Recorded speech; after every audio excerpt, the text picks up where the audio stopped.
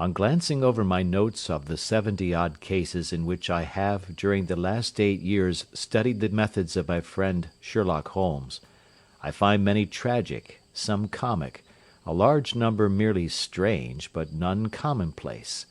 For, working as he did rather for the love of his art than for the acquirement of wealth, he refused to associate himself with any investigation which did not tend towards the unusual and even the fantastic.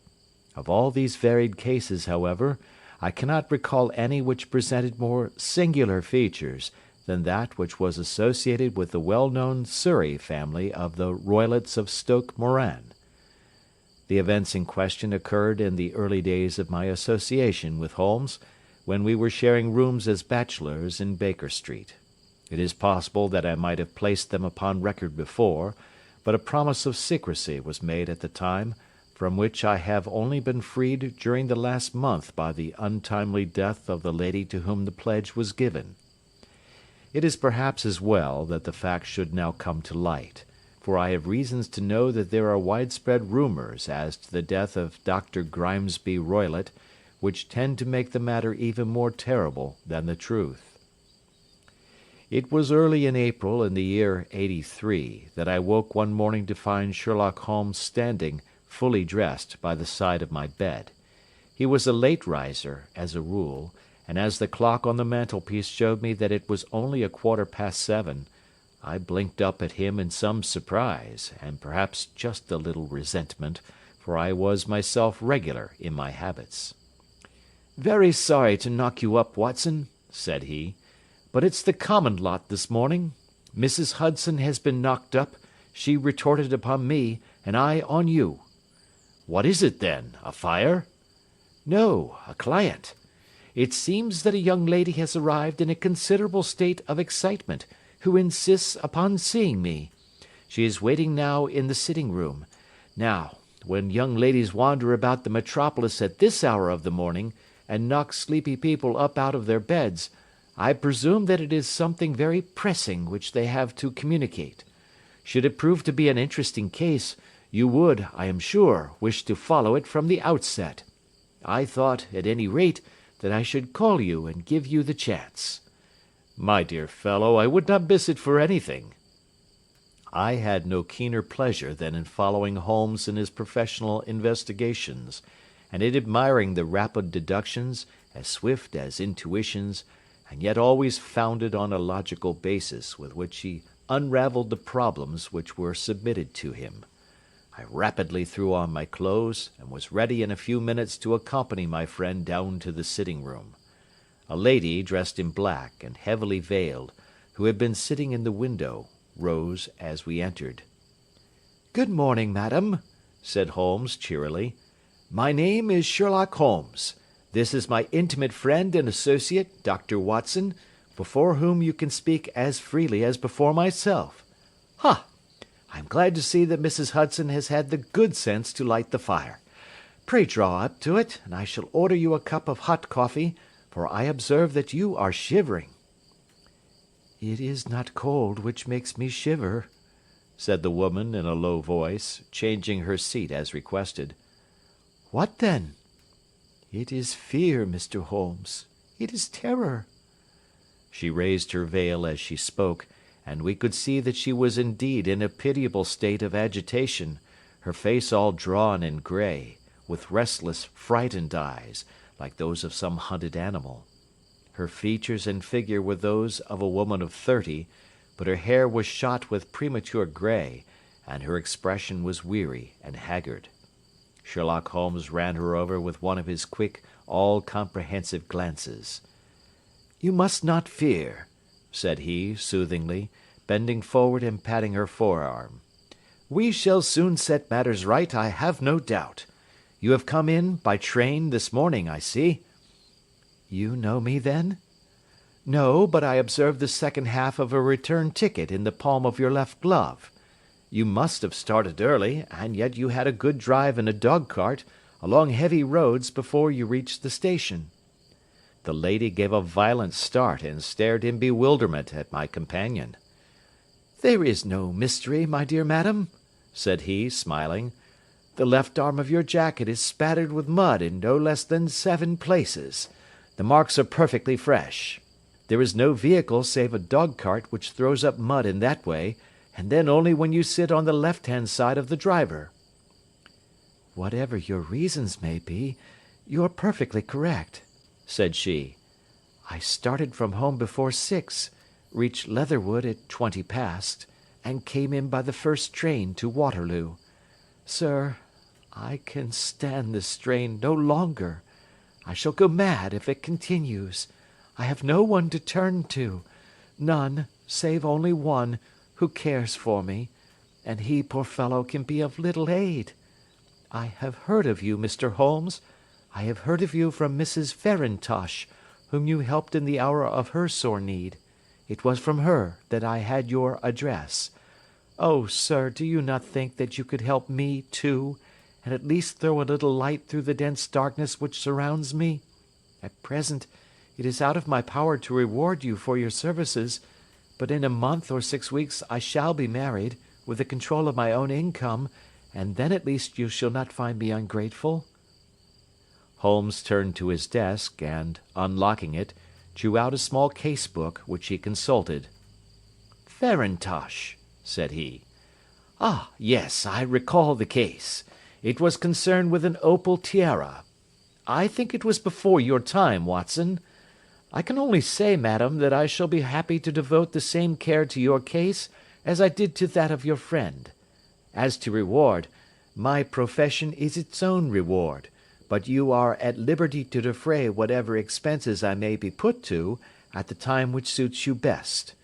And now I beg that you will lay before us everything that may help us in forming an opinion upon the matter."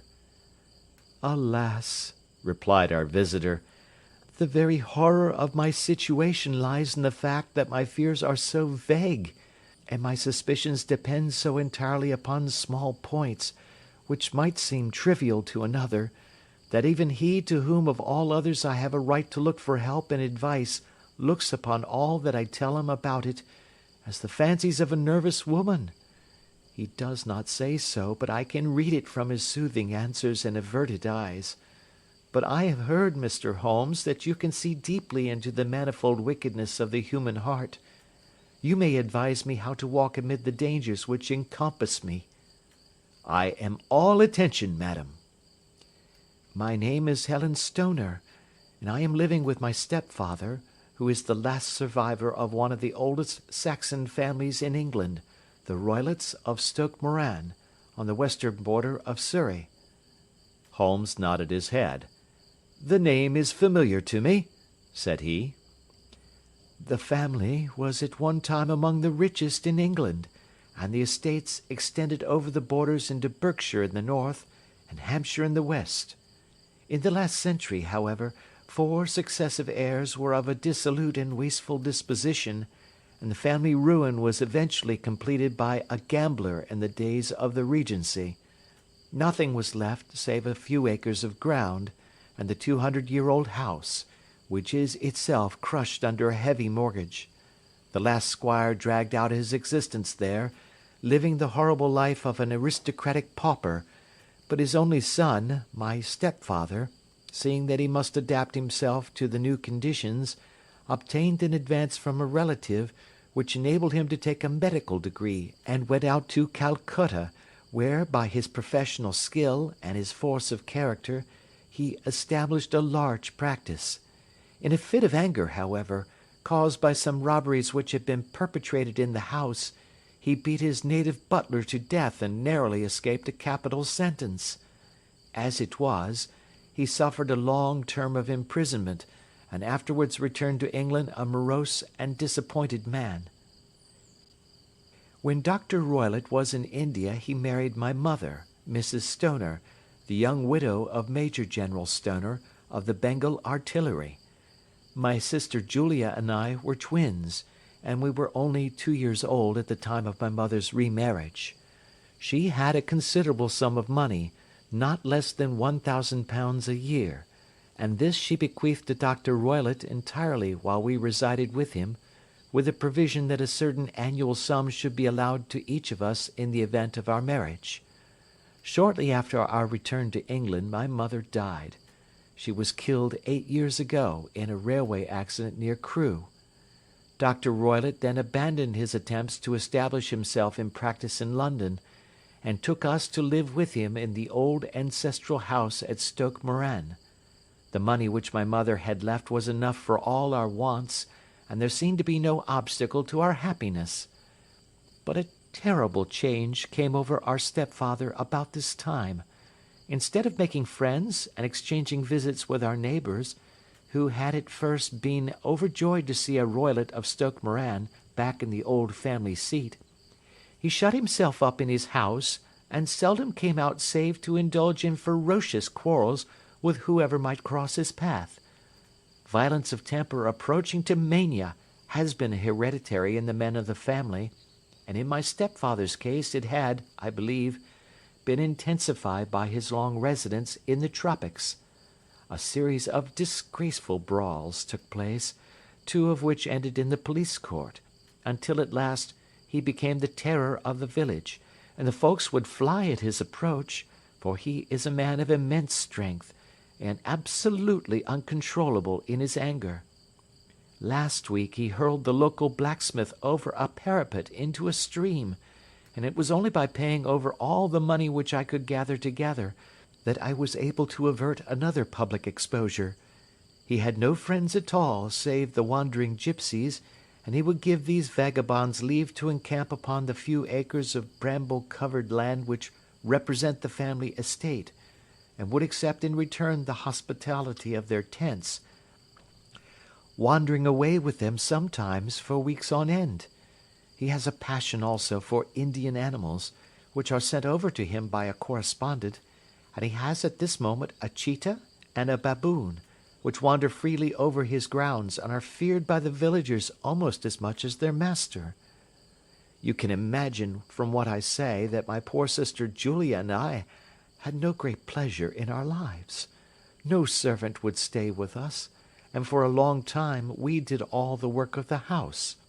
She was but 30 at the time of her death, and yet her hair had already begun to whiten, even as mine has.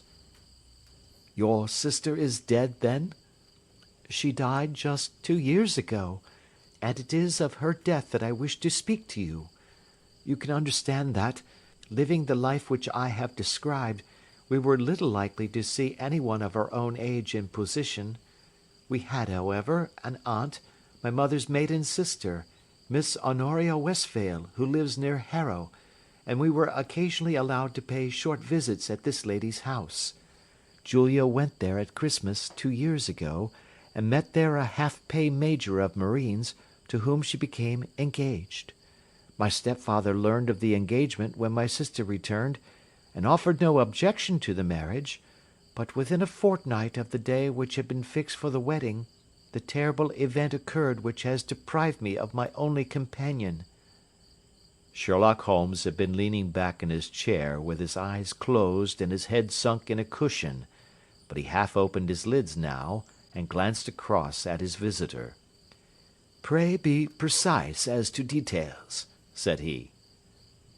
"It is easy for me to be so, for every event of that dreadful time is seared into my memory. The manor house is, as I have already said, very old, and only one wing is now inhabited. The bedrooms in this wing are on the ground floor, the sitting rooms being in the central block of the buildings. Of these bedrooms the first is Dr. Roylott's, the second my sister's, and the third my own. There is no communication between them, but they all open out into the same corridor. Do I make myself plain?" "Perfectly so." "The windows of the 3 rooms opened out upon the lawn. That fatal night, Dr. Roylott had gone to his room early, though we knew that he had not retired to rest, for my sister was troubled by the smell of the strong Indian cigars which it was his custom to smoke. She left her room, therefore, and came into mine, where she sat for some time, chatting about her approaching wedding. At 11 o'clock she rose to leave me, but she paused at the door, and looked back. 'Tell me, Helen,' said she, 'have you ever heard anyone whistle in the dead of the night?' Never, said I. I suppose that you could not possibly whistle yourself in your sleep? Certainly not. But why? Because during the last few nights I have always, about 3 in the morning, heard a low, clear whistle. I am a light sleeper, and it has awakened me. I cannot tell where it came from, perhaps from the next room, perhaps from the lawn. I thought that I would just ask you whether you had heard it. No, I have not. It must be those wretched gypsies in the plantation. Very likely, and yet if it were on the lawn, I wonder that you did not hear it also. Ah, but I sleep more heavily than you. Well, it is of no great consequence at any rate. She smiled back at me, closed my door, and a few moments later I heard her key turn in the lock. Indeed, said Holmes. Was it your custom always to lock yourselves in at night? Always. And why? I think that I mentioned to you that the doctor kept a cheetah and a baboon. We had no feeling of security unless our doors were locked. Quite so. Pray proceed with your statement. I could not sleep that night. A vague feeling of impending misfortune impressed me. My sister and I, you will recollect, were twins, and you know how subtle are the links which bind two souls which are so closely allied. It was a wild night. The wind was howling outside, and the rain was beating and splashing against the windows. Suddenly, amid all the hubbub of the gale, there burst forth the wild scream of a terrified woman. I knew that it was my sister's voice. I sprang from my bed, wrapped a shawl round me, and rushed into the corridor. As I opened my door, I seemed to hear a low whistle, such as my sister described, and a few moments later a clanging sound, as if a mass of metal had fallen. As I ran down the passage, my sister's door was unlocked, and revolved slowly upon its hinges. I stared at it horror-stricken, not knowing what was about to issue from it. By the light of the corridor lamp I saw my sister appear at the opening, her face blanched with terror, her hands groping for help, her whole figure swaying to and fro like that of a drunkard. I ran to her, and threw my arms round her, but at that moment her knees seemed to give way, and she fell to the ground. She writhed as one who is in terrible pain, and her limbs were dreadfully convulsed. At first, I thought that she had not recognized me, but as I bent over her she suddenly shrieked out in a voice which I shall never forget, "Oh, my God, Helen! It was the band! The Speckled Band!" There was something else which she would fain have said, and she stabbed with her finger into the air in the direction of the doctor's room, but a fresh convulsion seized her and choked her words. I rushed out, calling loudly for my stepfather, and I met him hastening from his room in his dressing-gown. When he reached my sister's side she was unconscious, and though he poured brandy down her throat and sent for medical aid from the village, all efforts were in vain, for she slowly sank and died without having recovered her consciousness. Such was the dreadful end of my beloved sister. "One moment," said Holmes. "Are you sure about this whistle and metallic sound? Could you swear to it?" "That was what the county coroner asked me at the inquiry.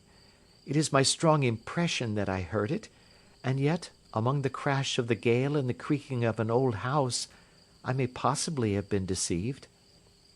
"Was your sister dressed?"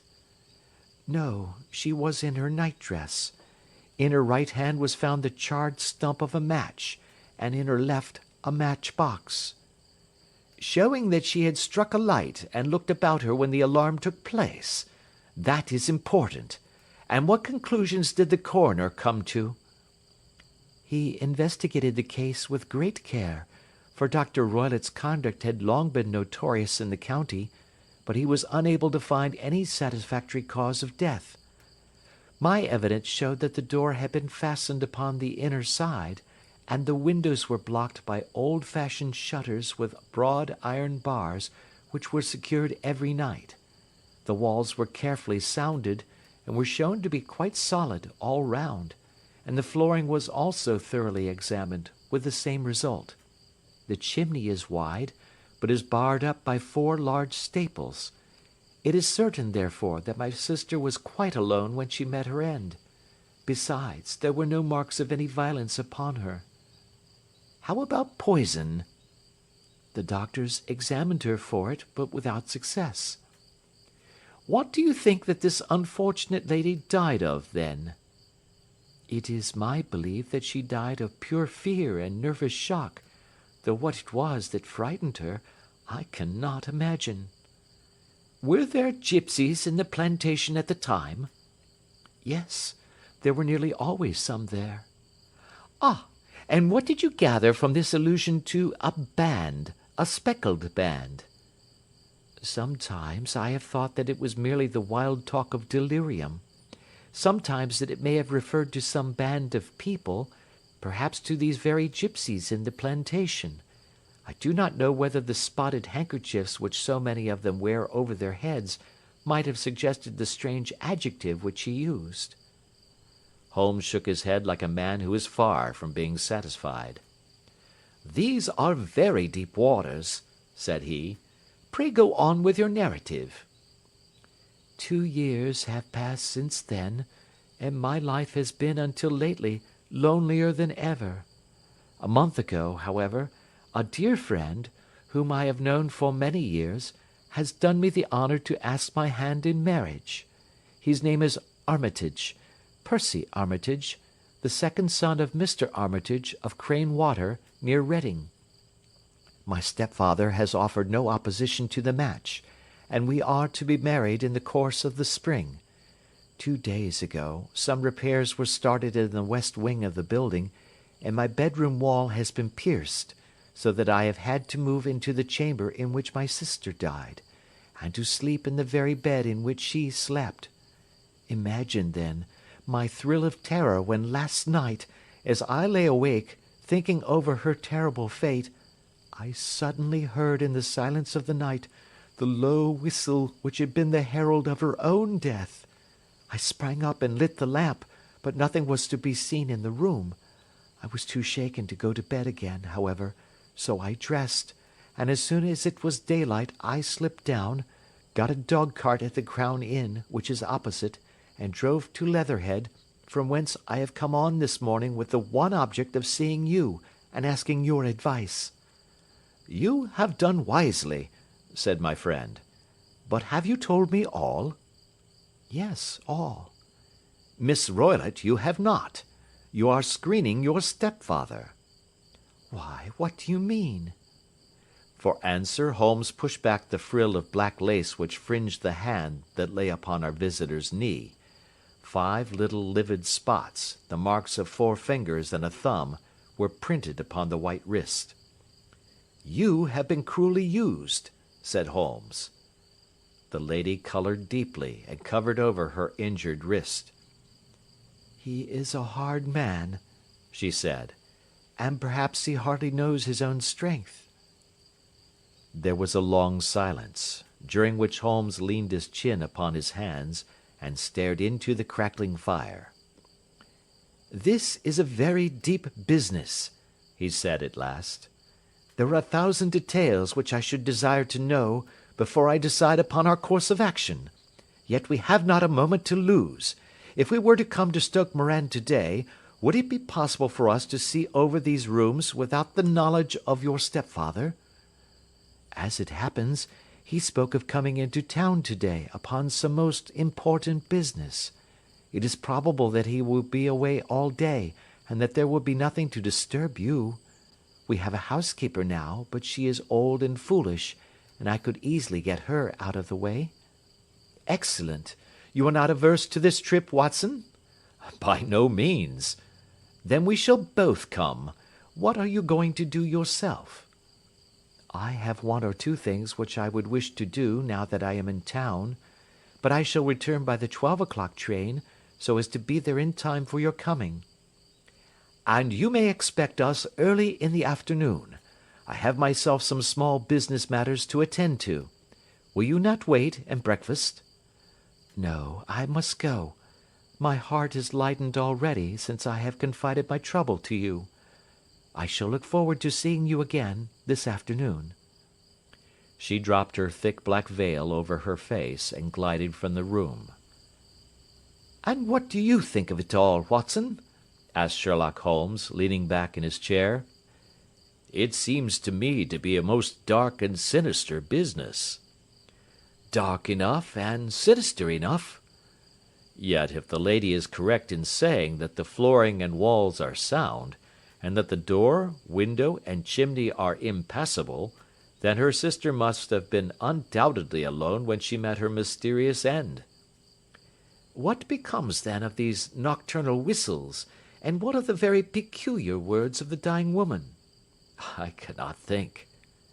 "When you combine the ideas of whistles at night, the presence of a band of gipsies who are on intimate terms with this old doctor, the fact that we have every reason to believe that the doctor has an interest in preventing his stepdaughter's marriage, the dying allusion to a band, and finally, the fact that Miss Helen Stoner heard a metallic clang, which might have been caused by one of those metal bars that secured the shutters falling back into its place, I think that there is good ground to think that the mystery may be cleared along those lines." "But what, then, did the gipsies do?" "I cannot imagine." "I see many objections to any such theory." "And so do I. It is precisely for that reason that we are going to Stoke Moran this day. I want to see whether the objections are fatal, or if they may be explained away. But what in the name of the devil—" The ejaculation had been drawn from my companion by the fact that our door had been suddenly dashed open, and that a huge man had framed himself in the aperture.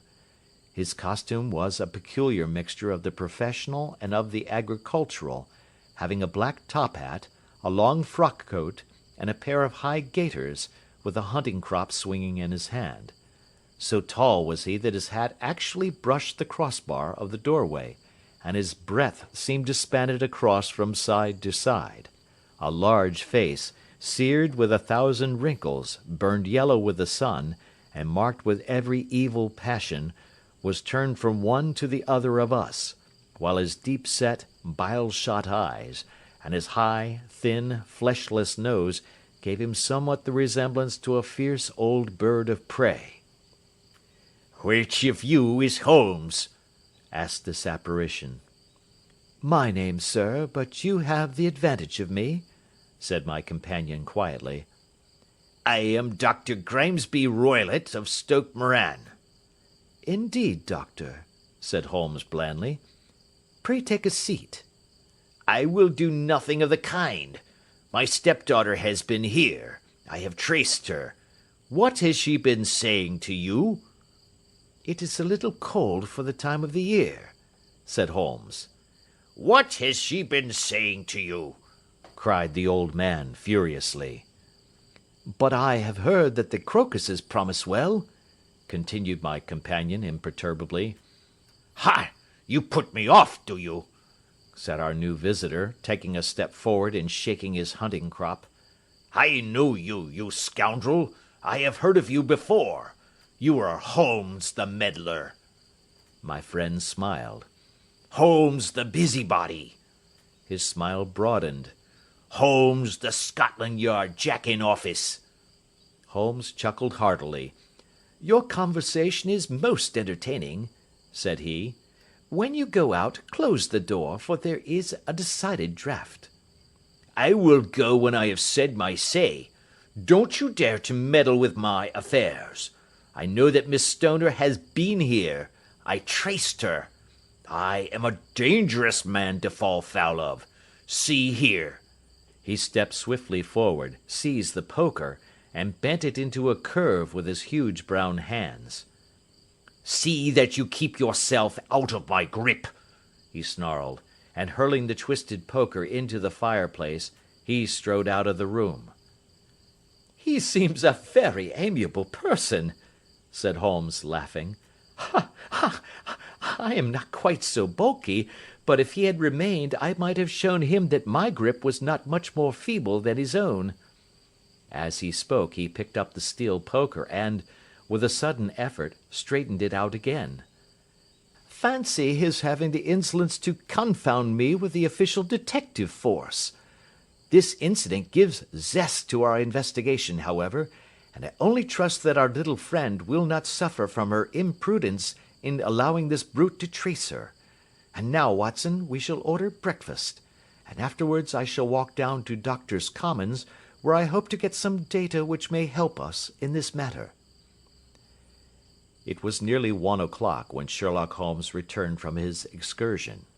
He held in his hand a sheet of blue paper, scrawled over with notes and figures.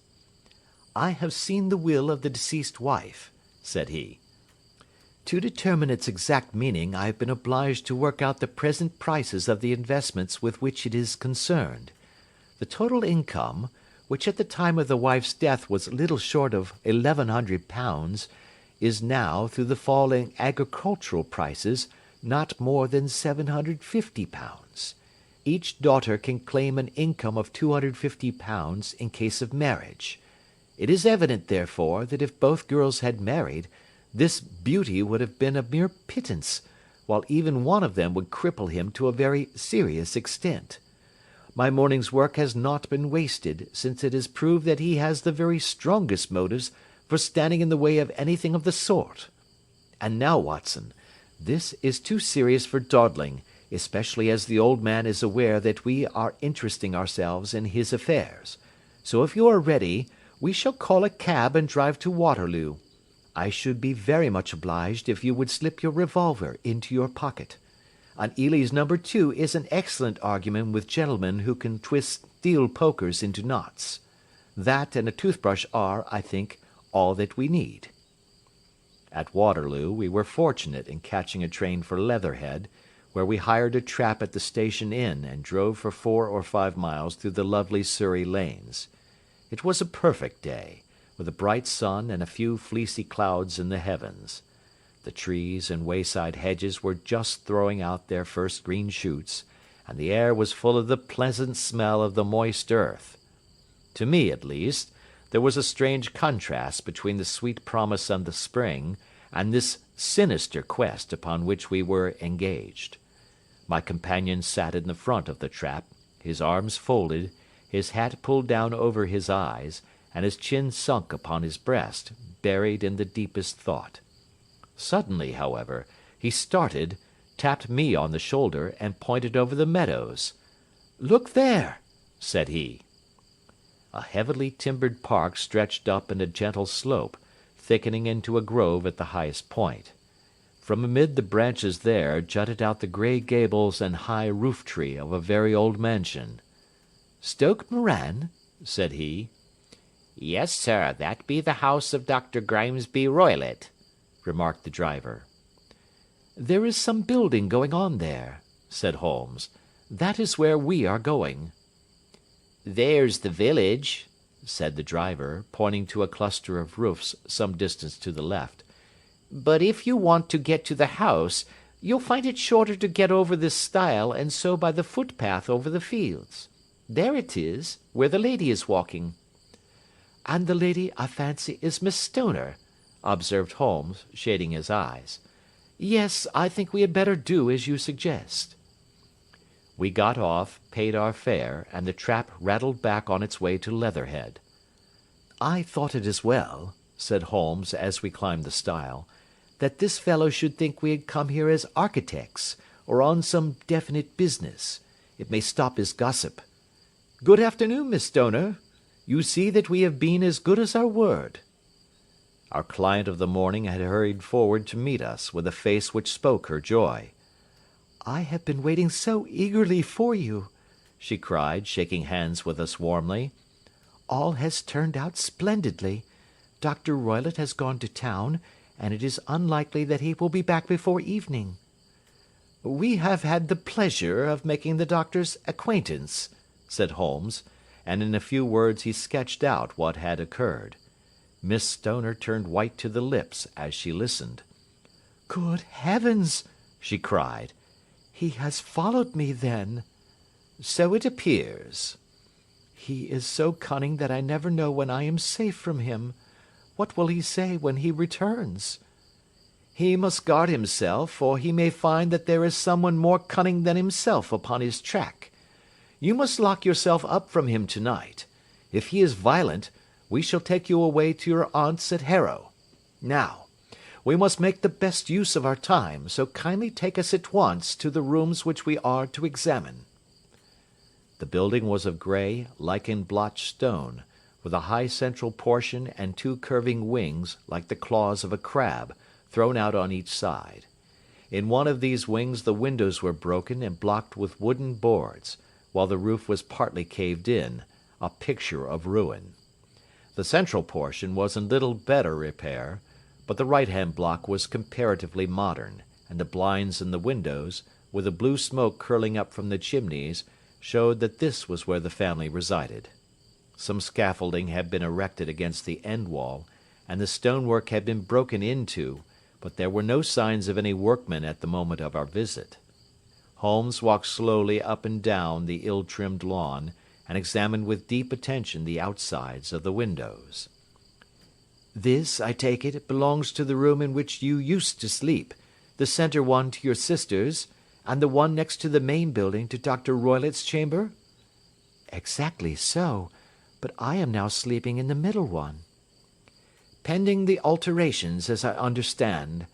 By the way, there does not seem to be any very pressing need for repairs at that end wall." "There were none. I believe that it was an excuse to move me from my room." "Ah, that is suggestive. Now, on the other side of this narrow wing runs the corridor from which these three rooms open. There are windows in it, of course." "Yes, but very small ones, too narrow for anyone to pass through." "As you both locked your doors at night, your rooms were unapproachable from that side. Now, would you have the kindness to go into your room and bar your shutters?" Miss Stoner did so, and Holmes, after a careful examination through the open window, endeavoured in every way to force the shutter open, but without success. There was no slit through which a knife could be passed to raise the bar. Then with his lens he tested the hinges, but they were of solid iron, built firmly into the massive masonry. Said he, scratching his chin in some perplexity. "My theory certainly presents some difficulties. No one could pass these shutters if they were bolted. Well, we shall see if the inside throws any light upon the matter." A small side door led into the whitewashed corridor from which the three bedrooms opened. Holmes refused to examine the third chamber, so he passed at once to the second, that in which Miss Stoner was now sleeping, and in which her sister had met with her fate. It was a homely little room, with a low ceiling and a gaping fireplace, after the fashion of old country houses. A brown chest of drawers stood in one corner, a narrow white counterpaned bed in another, and a dressing-table on the left-hand side of the window. These articles, with two small wicker-work chairs, made up all the furniture in the room save for a square of Wilton carpet in the centre. The boards round and the panelling of the walls were of brown, worm-eaten oak, so old and discoloured that it may have dated from the original building of the house. Holmes drew one of the chairs into a corner and sat silent, while his eyes travelled round and up and down, taking in every detail of the apartment. "Where does that bell communicate with?" he asked at last, pointing to a thick bell-rope which hung down beside the bed, the tassel actually lying upon the pillow. "It goes to the housekeeper's room." "It looks newer than the other things?" "Yes, it was only put there a couple of years ago." "Your sister asked for it, I suppose?" "No, I never heard of her using it. We used always to get what we wanted for ourselves." "Indeed! It seemed unnecessary to put so nice a bell-pull there. You will excuse me for a few minutes while I satisfy myself as to this floor." He threw himself down upon his face with his lens in his hand, and crawled swiftly backward and forward, examining minutely the cracks between the boards. Then he did the same with the woodwork with which the chamber was panelled. Finally he walked over to the bed, and spent some time in staring at it, and in running his eye up and down the wall. Finally he took the bell rope in his hand and gave it a brisk tug. "Why, it's a dummy," said he. "Won't it ring?" "No, it is not even attached to a wire. This is very interesting. You can see now that it is fastened to a hook, just above where the little opening for the ventilator is." "How very absurd! I never noticed that before." "Very strange," muttered Holmes, pulling at the rope. "There are one or two very singular points about this room. For example, what a fool a builder must be to open a ventilator into another room, when with the same trouble he might have communicated with the outside air." "That is also quite modern," said the lady. "Done about the same time as the bell rope," remarked Holmes. "Yes, there were several little changes carried out about that time." "They seem to have been of a most interesting character, dummy bell ropes and ventilators which do not ventilate. With your permission, Miss Stoner, we shall now carry our researches into the inner apartment."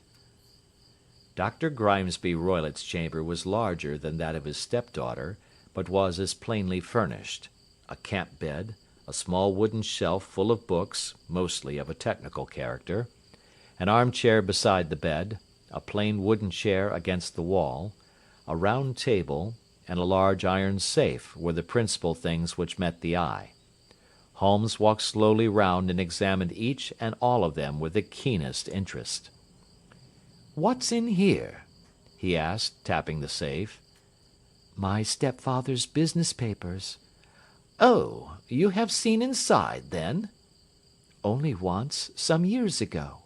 I remember that it was full of papers." "There isn't a cat in it, for example?"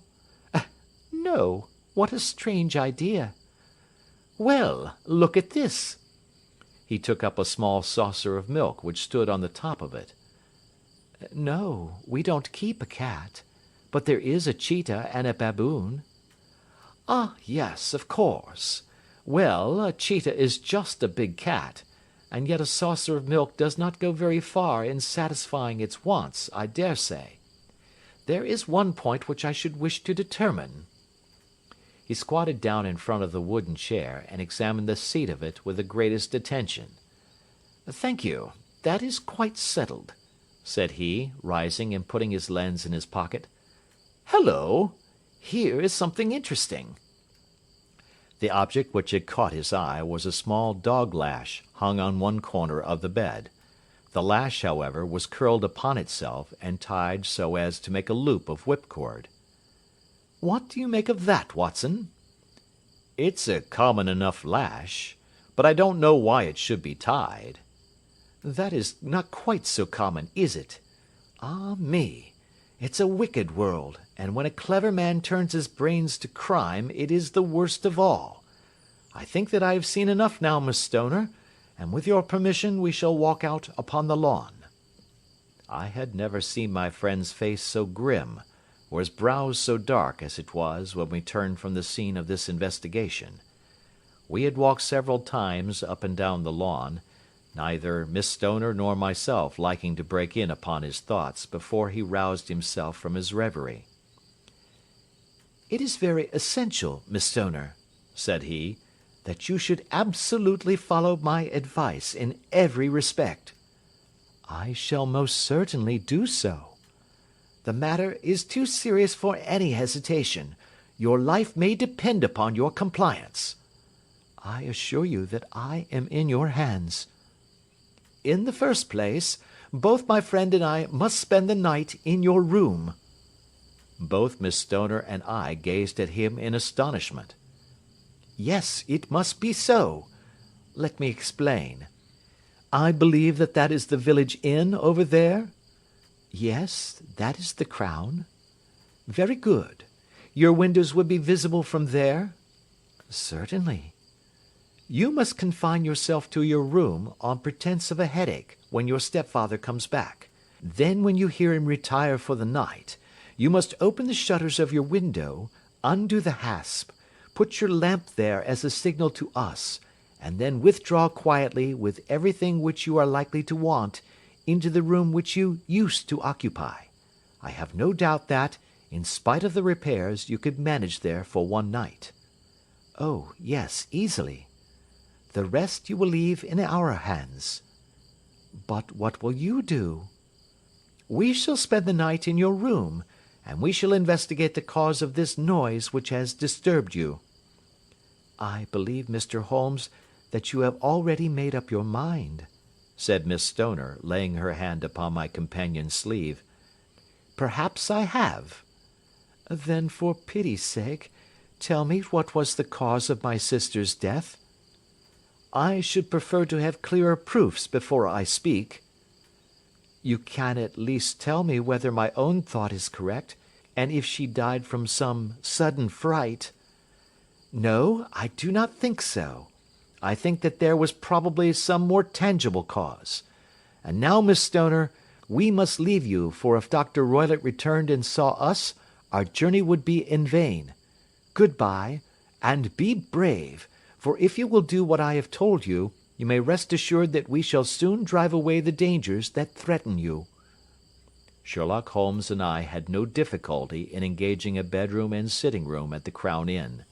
They were on the upper floor, and from our window we could command a view of the avenue gate, and of the inhabited wing of Stoke Moran Manor House. At dusk we saw Dr. Grimesby Roylott drive past, his huge form looming up beside the little figure of the lad who drove him.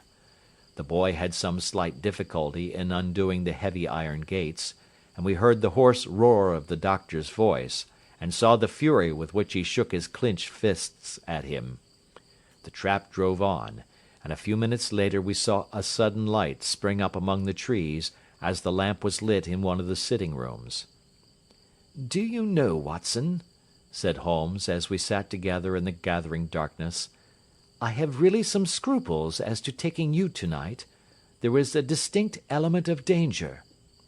"Can I be of assistance?" "Your presence might be invaluable." "Then I shall certainly come." "It is very kind of you." "You speak of danger. You have evidently seen more in these rooms than was visible to me." "No, but I fancy that I may have deduced a little more. I imagine that you saw all that I did." "I saw nothing remarkable save the bell-rope, and what purpose that could answer I confess is more than I can imagine." "You saw the ventilator too?" "Yes, but I do not think that it is such a very unusual thing to have a small opening between two rooms. It was so small that a rat could hardly pass through." "I knew that we should find a ventilator before ever we came to Stoke Moran." "My dear Holmes!" "Oh, yes, I did. You remember in her statement she said that her sister could smell Dr. Roylott's cigar. Now, of course that suggested at once that there must be a communication between the two rooms. It could only be a small one, or it would have been remarked upon at the coroner's inquiry. I deduced a ventilator." "But what harm can there be in that?" "Well, there is at least a curious coincidence of dates. A ventilator is made, a cord is hung, and a lady who sleeps in the bed dies. Does that not strike you?" "I cannot as yet see any connection." "Did you observe anything very peculiar about that bed?" "No." "It was clamped to the floor. Did you ever see a bed fastened like that before?" "I cannot say that I have." "The lady could not move her bed. It must always be in the same relative position to the ventilator and to the rope. Or so we may call it, since it was clearly never meant for a bell-pull." "Holmes," I cried, "I seem to see dimly what you are hinting at. We are only just in time to prevent some subtle and horrible crime." "Subtle enough, and horrible enough. When a doctor does go wrong he is the first of criminals. He has nerve and he has knowledge. Palmer and Pritchard were among the heads of their profession. This man strikes even deeper, but I think, Watson, that we shall be able to strike deeper still.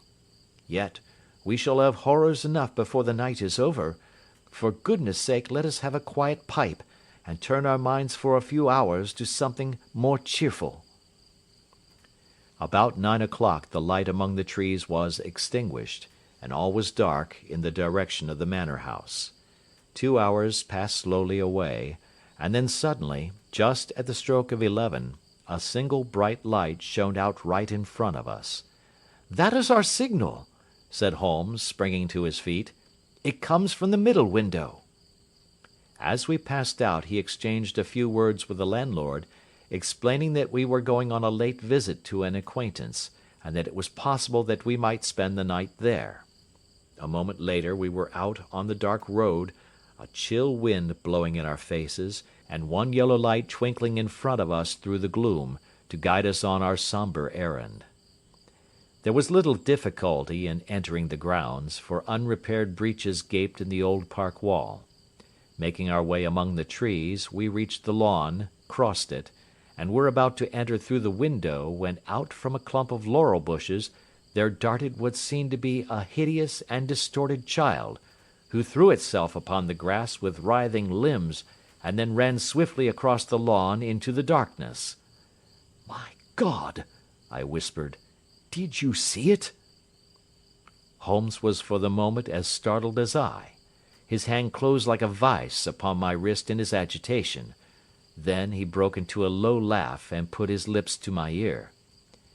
"It is a nice household," he murmured. "That is the baboon." I had forgotten the strange pets which the doctor affected. There was a cheetah, too. Perhaps we might find it upon our shoulders at any moment. I confess that I felt easier in my mind when, after following Holmes's example and slipping off my shoes, I found myself inside the bedroom.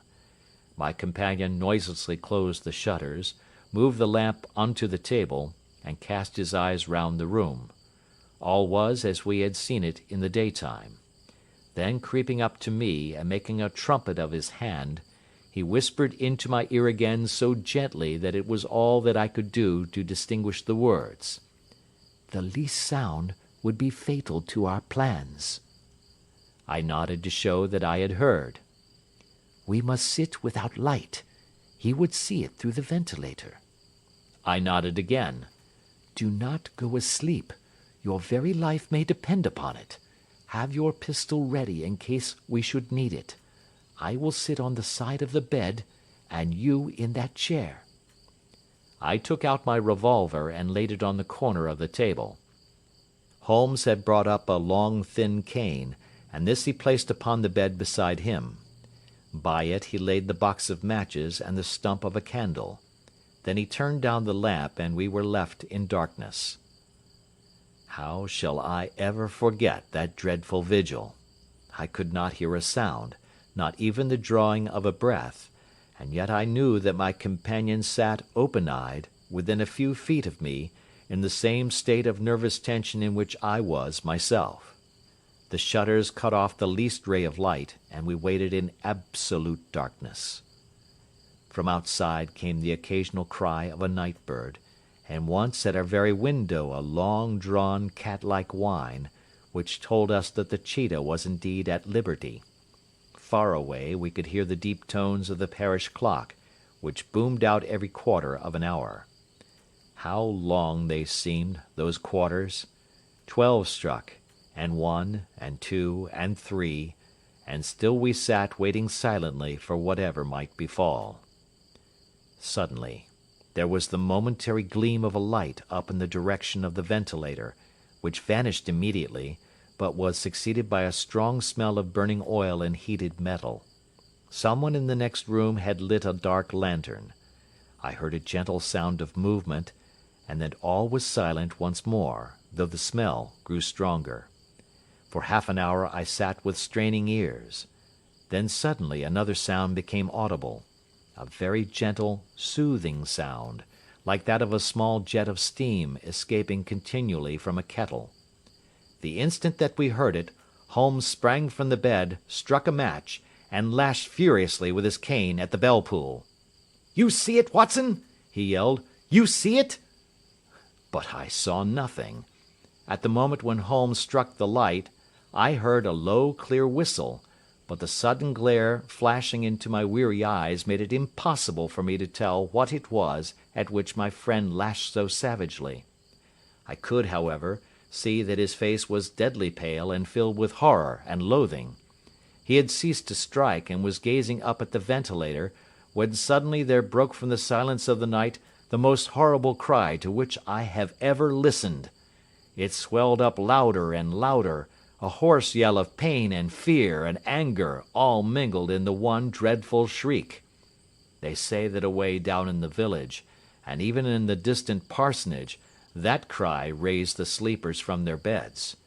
It struck cold to our hearts, and I stood gazing at Holmes, and he at me, until the last echoes of it had died away into the silence from which it rose. "What can it mean?" I gasped. "It means that it is all over," Holmes answered. "And perhaps, after all, it is for the best. Take your pistol and we will enter Dr. Roylott's room." With a grave face he lit the lamp and led the way down the corridor. Twice he struck at the chamber door without any reply from within.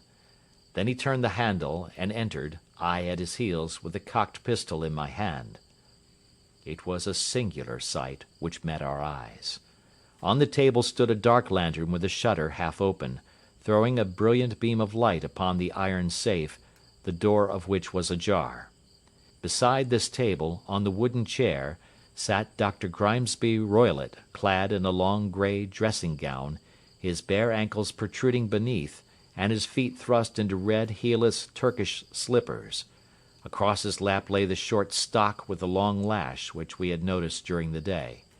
His chin was cocked upward, and his eyes were fixed in a dreadful, rigid stare at the corner of the ceiling. Round his brow he had a peculiar yellow band, with brownish speckles, which seemed to be bound tightly round his head. As we entered, he made neither sound nor motion. "The band! The Speckled Band!" whispered Holmes. I took a step forward. In an instant his strange headgear began to move, and there reared itself from among his hair the squat, diamond-shaped head and puffed neck of a loathsome serpent. "It is a swamp adder!" cried Holmes, "the deadliest snake in India.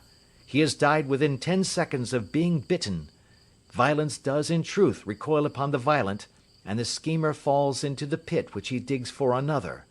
Let us thrust this creature back into its den, and we can then remove Miss Stoner to some place of shelter, and let the county police know what has happened." As he spoke, he drew the dog-whip swiftly from the dead man's lap, and throwing the noose round the reptile's neck, he drew it from its horrid perch, and carrying it at arm's length, threw it into the iron safe, which he closed upon it. Such are the true facts of the death of Dr. Grimesby Roylott of Stoke Moran. It is not necessary that I should prolong a narrative which has already run to too great a length by telling how we broke the sad news to the terrified girl, how we conveyed her by the morning train to the care of her good aunt at Harrow, of how the slow process of official inquiry came to the conclusion that the doctor met his fate while indiscreetly playing with a dangerous pet. The little which I had yet to learn of the case was told me by Sherlock Holmes as we travelled back next day. "I had," said he, "come to an entirely erroneous conclusion which shows, my dear Watson, how dangerous it always is to reason from insufficient data. The presence of the gipsies, and the use of the word band, which was used by the poor girl, no doubt, to explain the appearance which she had caught a hurried glimpse of by the light of her match, were sufficient to put me upon an entirely wrong scent. I can only claim the merit that I instantly reconsidered my position when, however, it became clear to me that whatever danger threatened an occupant of the room could not come either from the window or the door. My attention was speedily drawn, as I have already remarked to you, to this ventilator, and to the bell rope which hung down to the bed. The discovery that this was a dummy, and that the bed was clamped to the floor, instantly gave rise to the suspicion that the rope was there as a bridge for something passing through the hole and coming to the bed. The idea of a snake instantly occurred to me, and when I coupled it with my knowledge that the doctor was furnished with a supply of creatures from India, I felt that I was probably on the right track. The idea of using a form of poison which could not possibly be discovered by any chemical test was just such a one as would occur to a clever and ruthless man who had had an Eastern training. The rapidity with which such a poison would take effect would also, from his point of view, be an advantage. It would be a sharp-eyed coroner, indeed, who could distinguish the two little dark punctures which would show where the poisoned fangs had done their work. Then I thought of the whistle. Of course, he must recall the snake before the morning light revealed it to the victim. He had trained it, probably by the use of the milk which we saw, to return to him when summoned. He would put it through this ventilator at the hour that he thought best, with the certainty that it would crawl down the rope and land on the bed. It might or might not bite the occupant. Perhaps she might escape every night for a week, but sooner or later she must fall a victim. I had come to these conclusions before ever I had entered his room. An inspection of his chair showed me that he had been in the habit of standing on it, which of course would be necessary in order that he should reach the ventilator. The sight of the safe, the saucer of milk, and the loop of whipcord were enough to finally dispel any doubts which may have remained. The metallic clang heard by Miss Stoner was obviously caused by her stepfather hastily closing the door of his safe upon its terrible occupant. Having once made up my mind, you know the steps which I took in order to put the matter to the proof. I heard the creature hiss, as I have no doubt that you did also, and I instantly lit the light and attacked it. With the result of driving it through the ventilator. And also with the result of causing it to turn upon its master at the other side. Some of the blows of my cane came home and roused its snakish temper, so that it flew upon the first person it saw. In this way I am no doubt indirectly responsible for Dr. Grimesby Roylott's death, and I cannot say that it is likely to weigh very heavily upon my conscience.